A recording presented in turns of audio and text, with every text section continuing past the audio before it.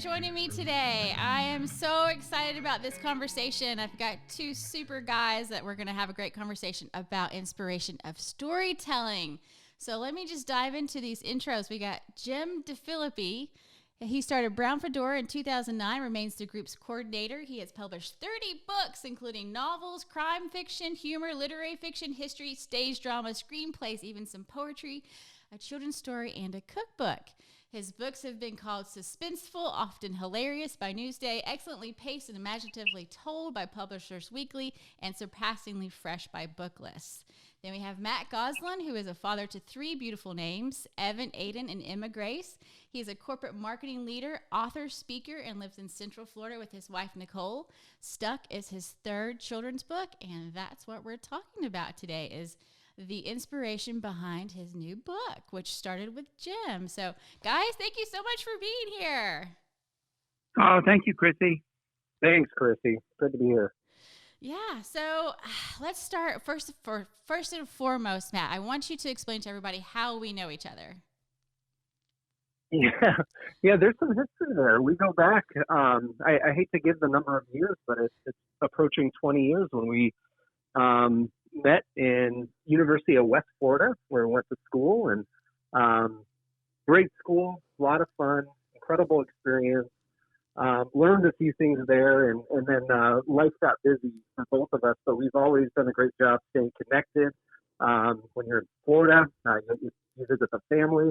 We were trying to get there this summer for my son's robotics competition, which coronavirus canceled.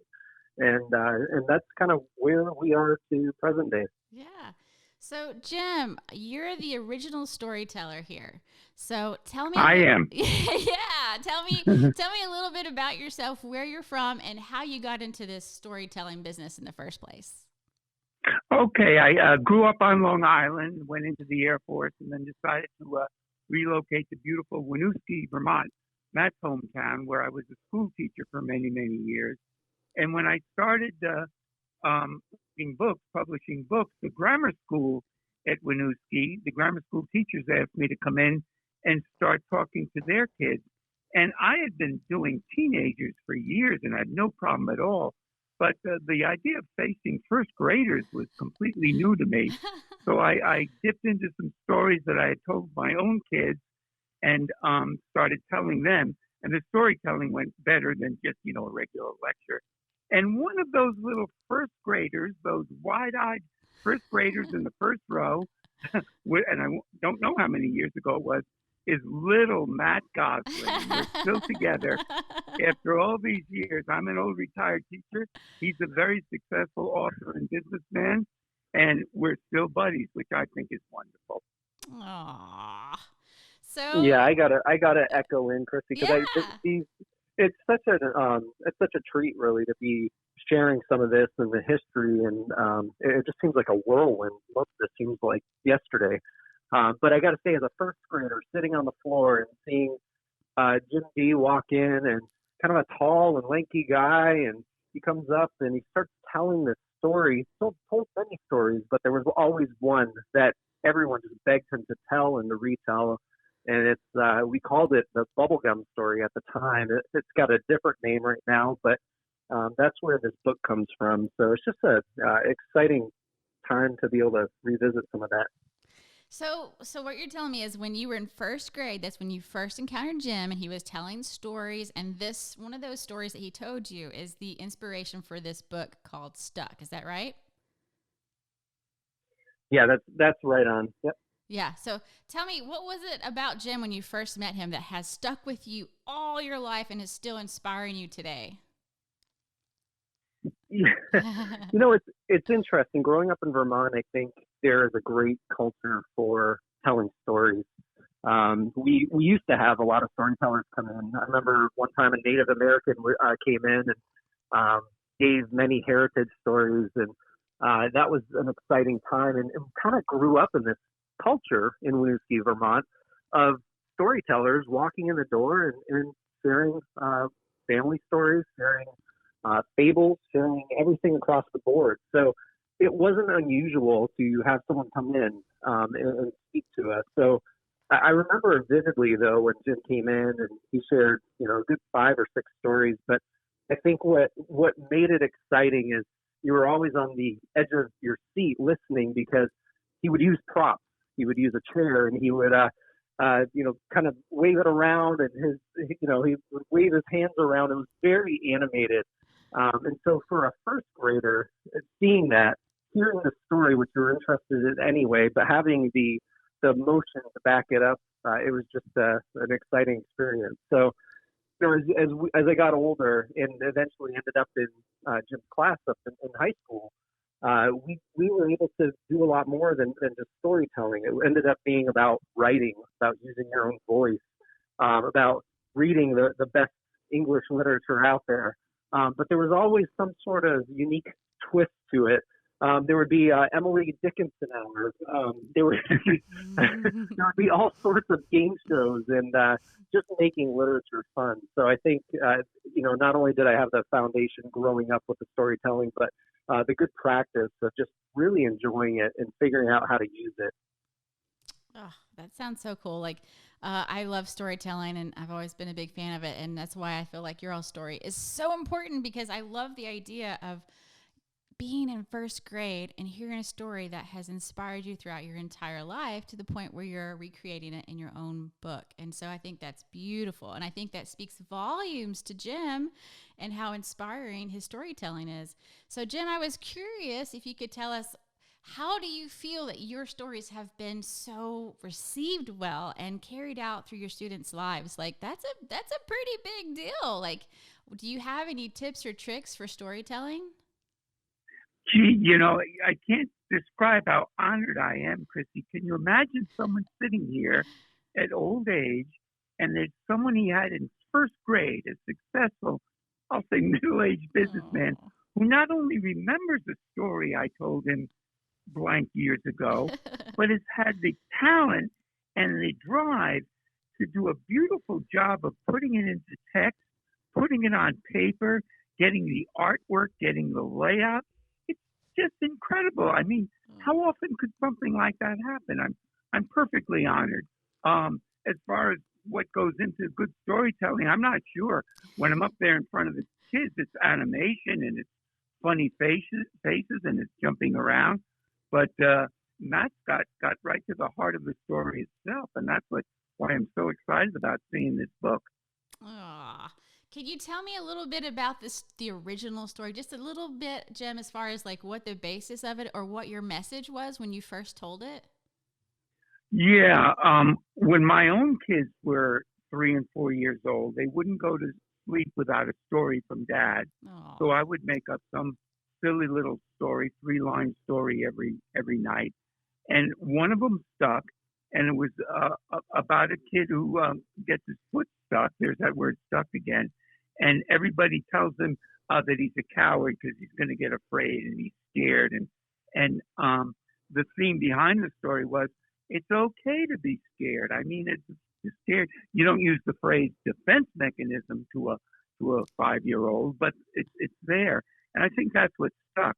The reason it was called the bubblegum story is I kind of went into a Marceau mime thing about blowing bubbles in one part of the story.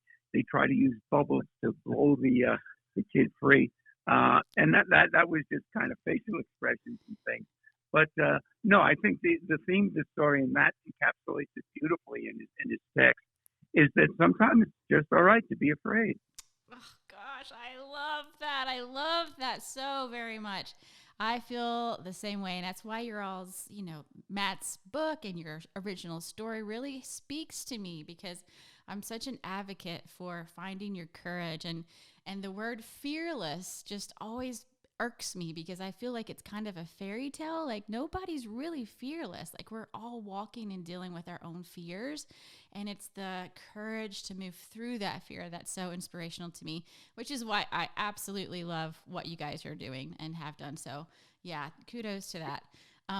Yeah. Oh, thank you. Yeah. And so Matt, what was it about that story in first grade that it caught you so much? Like, how did it resonate with you at that age? I mean, it's probably it's probably action first, the animation of Gen Z first, and then and message second. I think at that age, but I think the interesting thing is when you grow up and you have kids of your own, you begin repeating habits, just like what Jim was talking about, where my kids are going to bed and they want a story, and then the first thing that comes to your mind is the story that you remember when you were a young kid and you thought it was hilarious. So you try to retell it. And I think what's been really fun about writing the story down is going to some of my friends that I haven't spoken to in years, or maybe just occasionally speak to, and it turns out they have the same story to tell me. They said, I was just putting that kid to bed and I had to tell the bubblegum story, and we're kind of laughing about it and making fun of Jim a little bit. And remember when he used to grab the toilet? Remember when his foot would get stuck, or he'd blow the bubble and it'd go all over, and then he'd end up knocking things off the teacher's desk while he was doing it. And often there was an injury, probably, it's a pulled hammy or something. But everyone kind of goes back to this idea of, hey, I've got kids too. Kids love stories. And I think what just makes this thing great is really the true good message of it, which it's okay to be scared. In fact, it's really hard to get to courage if you don't address that you're scared to begin with. And there's great leaders out there that share that with things they've been through. So you really can't beat the message. And for me, that's what it's all about, is what kind of message can we deliver that kids are going to remember, they're going to have fun, and they're going to walk away learning something. Oh, I love it. I love it. Yeah, one of the things that I've always said to my own son, Mason, is we feel the fear and we do it anyway, unless it's like, something really bad. But, for the most part, that's been our little slogan his whole life. And, even now at 41, that's still my slogan. And, it's a lifelong battle. It really is, of feeling your fear, acknowledging your fear, and trying to work through it or past it and overcome it. So that's why, this is fantastic. And I would love to know, Matt, from you, like, having maintained this relationship with Jim throughout your life, like, what has been, because, I just met Jim yesterday on the phone call, and I was immediately charmed by you, Jim. So, like, I totally understand. I totally get it. I get it why Matt has always, been inspired by you and carried this throughout his life.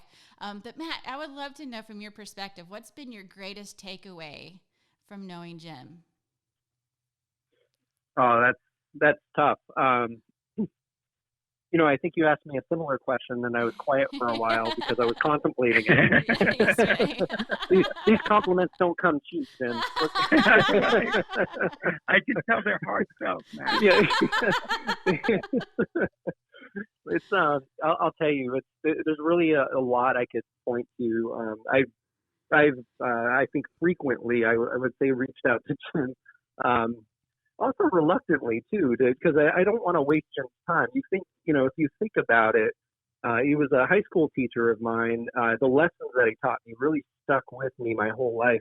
I've been very fortunate to have a lot of great teachers when it comes to the English category, whether they're poetry, literature, or I've had some great teachers and professors who really paved a great road for me.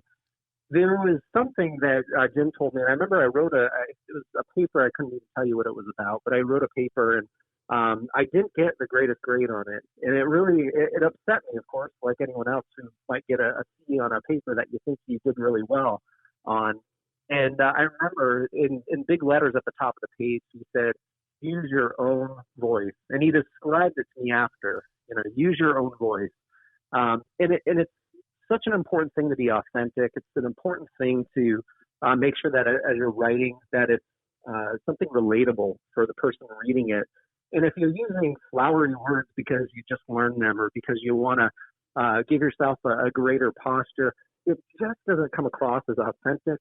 The person on the other side of the paper is looking at it, and they can see that too. And I think that lesson has really stuck with me in both business and just my hobby of writing as well. So that was a huge takeaway. But to be able to reach out to Jim on a regular basis and ask him about things, he's got a wealth of experience. He's written more than 30 books. And when you read some of them, you realize how in depth he goes into the characters' minds, into the settings. So there's always a question I have to ask him about character development, about if I should even write something to begin with. Have you ever done something like this? Have you ever heard of anyone doing something like this? So he's a great group of authors at Brown Fedora Books. That's just a wealth of experience. And so he can tap into that group as well. And he leads that group in coordination, and to be able to share ideas back and forth. It's a library, an open access library of information, going to Jim for questions. Awesome. Thanks, Matt.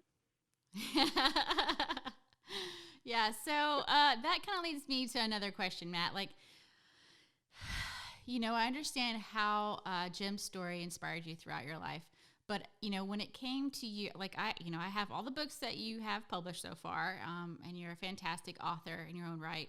I'm just curious, from your perspective, what does this book, Stuck, what does it mean to you, and why did you have to produce this for your own personal life? Like, why is this message in your life important? Yeah, that's it's a really good question. I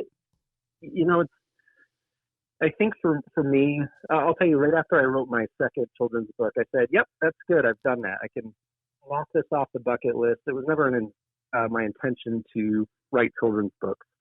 I got into it because I wanted to tackle a new problem. I wanted to learn something new, and I did. And after I wrote my second one, I said, "Okay, I think I've done it. I think I'm good where I am." And then, sure enough, it was probably only 6 months after my second book came out, and I said, "No, I have to write a new one." And I think it was this story in particular that popped up into my mind. It was just number one on my mind, and I said, "This needs to be written down." And I kept thinking, I'm like, why wasn't it written? And I remember I went to Jim and I said, "This had to be written before." Jim used to be a columnist for the Burlington Free Press, and I thought to myself that this had to be written at some point.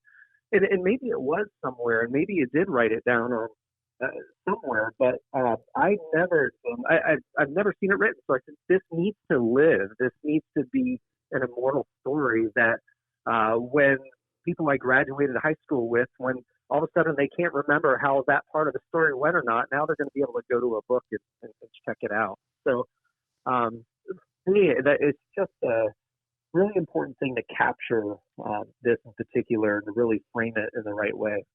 It's also a nerve-wracking assignment because the probably the biggest fear, the thing I was most scared about, truly was messing it up, and that was a big weight in terms of going after this story. I think that's pretty ironic, that your greatest fear was not doing justice to the story that you felt needed to be immortal. Like, I think that's just a clear point of how we all feel. Even when we're trying to do our best, we still question whether it's our best, and we always want the best outcome. So I think that's a great example of the whole theme of your book and Jim's story. Matt, how do you feel that this book's theme has resonated with what's currently happening in our world? Because to me, it seems like the timing is perfect. Yeah, I mean, when we look at fear, when we look at being scared, there's plenty of that going around for good reason. I think in this book, Robert gets his foot stuck. He had a good reason to be scared. It was really stuck, and people are coming up and they're trying to help him, but they just can't get it stuck. So his fear keeps rising and rising. When we look at what's happening in the world today, we really see some very serious things that are happening. And I think that as adults, we're trying to figure out how to tell our kids about what's going on. And when I look at this book, and I'll use my own kids as the example, when I look at an opportunity or the opportunity books like this provide, it's truly to kind of get away from what's happening in the world and still talk about the issue at the same time. Does that make sense? Yeah. To really understand why people are afraid, what they can do to move past that, to help them understand that their fear is just, and then be able to figure out how to function after that. So I think that there's a lot going on right now, and this book wasn't going to come out until the fall of 2020 to coincide with the school year. And I was talking to my wife, who's a teacher, and I said, you know what? I think I need to start hustling on this thing. It was going to come out with the new school year, but I really think the world needs this story in hand much sooner. Oh, absolutely. I totally agree. I think it's great timing, not only for the children at bedtime story time, but I also think just the parents reading this story is going to resonate with what we're all walking through and being the role models for our children right now and how it looks and feels to walk through their fear. So yeah, bravo on that. Okay, Jim, I have a question for you. What has been your greatest lesson in knowing Matt and having seen how inspired he's been by your storytelling? What has been your takeaway from your relationship with Matt? Oh, it's just, I can't tell you how pleasant it's been for me.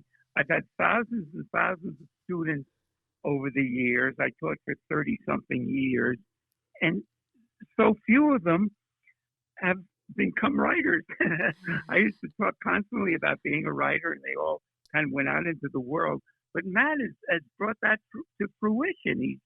He does wonderful work, and not only our personal relationship, which I think you can see the love we have for each other, but the idea that I finally produced a writer, another successful writer. It's just wonderful to me. I just feel so good about that. I used to joke with my student teachers that I had over the years, maybe 30 or 40 of them through the years, and I think 2 of them became teachers. I was doing something wrong, and I don't know if I was doing anything wrong with my students too. But I'm so glad that Matt's a writer now. That just makes me feel great. If I could expound on one other thing, just very quickly, you talked before about how you hate the word fearless, and I'm right in your corner on that. And it goes right up to me through the whole society and through the whole lifetime of people. But the idea is, and Matt puts it beautifully in the book, sometimes it's best to just get scared. Oh, gosh, I love that. Yeah, that's powerful. Yeah, that kind of circles me back around too, Jim. Like, having spent your entire lifetime being a storyteller, to me, there's always a message that you're trying to give the world. So I'm curious, looking back upon your entire lifetime and all these stories, what do you feel now, looking backward, has been your greatest message to the world? Gee, that's hard to say. So many of my stories were not moral driven. They did not have a moral at the end. This one obviously does, and Matt uses it beautifully. But so many did not. They're just made for entertainment. Yeah. But as I look back at my teaching career, it's so much more important than my writing career. And it's just wonderful that I feel it. I'm hearing from students all the time, 40, 50, 60-year-old students, that I made a change in their life. And they'll remember something I said to them in sophomore year that perked them up. And I had no memory of doing that. You can't imagine how good that makes me feel. It's just a wonderful thing.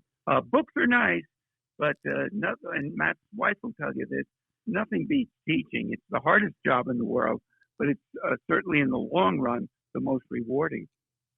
Oh. I got to add something to that too, Chrissy. I mean, that's very well said. But I think one of the funniest things is, I wouldn't call Jim a stick to the curriculum kind of teacher. I swear every year he made up a few things to throw in. And I think after so many years in teaching, I've been amazed at how many, the stories just come up naturally when you're talking to old friends. And but when you go back and share some of these with Jim and say, remember that time? And, it could be, remember that time you would read that poem called Bells? And he would say, bells, bells. And I think it says it 46 times in the poem. And he would act it out. And I think it was a 10-minute reading of a 60-word poem. And so you go back and say, remember that time? And Jim doesn't even have an idea that happened. He said, I don't remember that. It was probably a 2-year span that he decided to do that.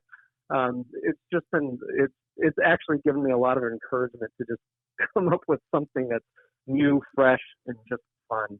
And like you say, Jim, all the time you say enjoy yourself. And I think that if more people had that in mind, I think you could have a little bit more fun with life, even with the things you have to do to earn a penny. You can really bring some enjoyment back into your life. Oh, absolutely true. Thanks, Matt.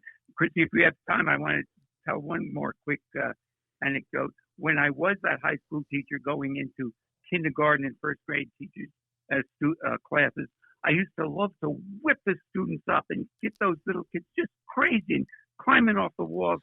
And then I'd say, "Come on, kids, I'm going back to my half-asleep high school class now." And the poor teacher would look at me with tears in her eyes. See, what am I going to do with these kids? And that was nasty fun, but it was fun.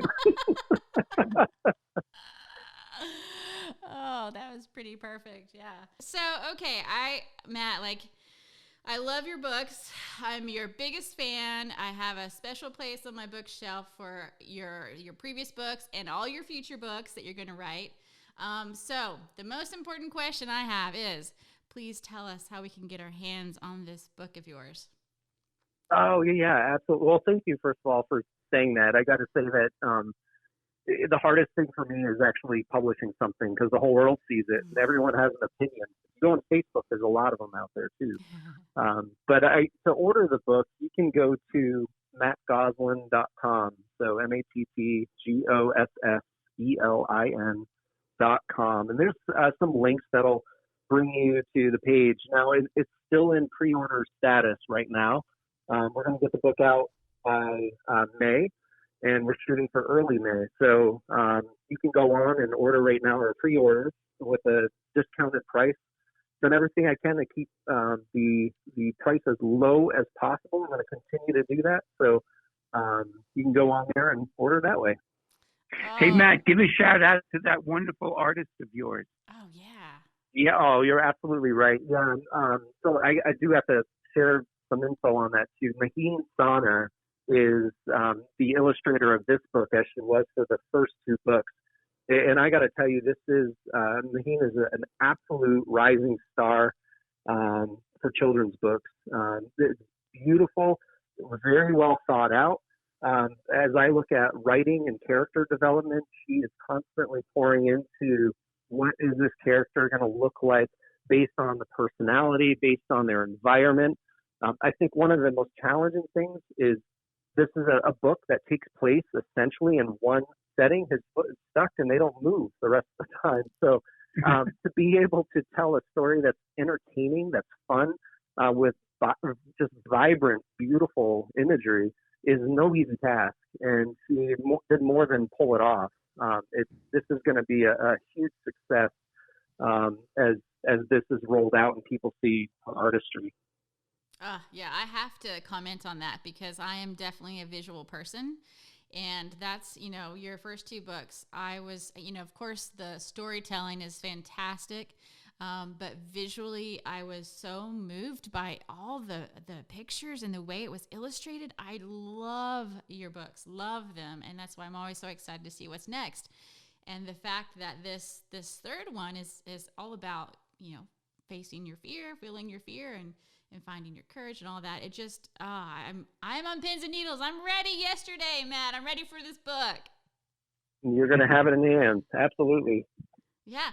Okay. So do you guys have any final remarks, anything you want your audience to know about your book or your storytelling, Jim? No, I just want to thank you both. Chrissy, you did a wonderful job. And Matt, you really made the year for me with this, putting this book into print. So I just thank both of you. I think the word is fun. This is just a lot of fun. I appreciate you having us on, Chrissy, and sharing the story here. And Jim, as always, thanks for your time. Sure. You guys, I have enjoyed this conversation so much. Thank you both for being willing to sit down and have a conversation with me. Jim, it's been an absolute pleasure to meet you over the phone. And Matt, so proud of you and your accomplishments, and just keep doing you because you're definitely putting out some great messages to the world. So thank you guys so much for being here. I appreciate you all so much. Thank you. Enjoy yourselves and stay healthy. Thanks, guys. All right, guys, that's all for us today. Thank you so much for tuning in, and have a great day.